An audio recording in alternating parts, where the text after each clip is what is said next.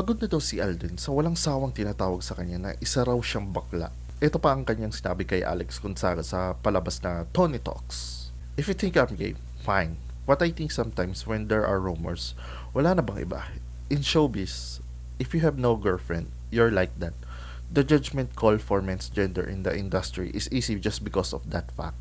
Grabe naman yung mga taong tumatawag sa kanya na bakla siya. So, kapag walang jowa, ibig sabihin, automatically bakla agad. Anong klaseng mindset yan? Parang pang-utak kalsada. Pero sigurado ako, hindi lang si Alden ang tinatawag na ganyan sa showbiz industry, kundi pati yung mga lalaking single din. Minsan, natitigil lang ang pagtawag sa kanila ng gay kapag nagjowa na sila ng kanilang opposite sex. May iba naman tayo ng topic. Paano naman kung kaming mga pangit ay hindi magkajowa? Hindi yung bakla. Instead, itatawag sa amin ay pangit lang talaga. Mga Pinoy nga naman talaga may matawag lang. May mga tao din naman kasi na gusto maging single forever. Hindi dahil sa bakla sila, kundi hindi nila kaya ang responsibility bilang parents.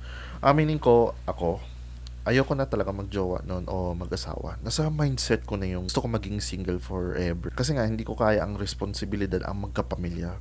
Pero syempre, pumasok din sa isip ko, paano pala pag tumanda na ako, magiging mag-isa na lang ako, wala kang kasama o anak na pwede mo ma-overlook habang papalapit na matapos ang buhay mo sa mundo.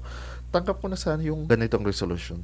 Pero of course, dahil sa destiny, nagkaroon pa din ako ng tao makakasama ko habang buhay, which is very content na ako sa kanya. Hindi rin ako nagsisi na siya pinili ko. Kung may pagsisisi man ako, hindi ako masyadong successful sa buhay. Pero balang araw, iniisip ko din na siguro hindi man ako successful na yun. Baka in the future or maging okay na ako. Pero of course, nasa akin pa rin talaga kung magiging success ako sa future o hindi.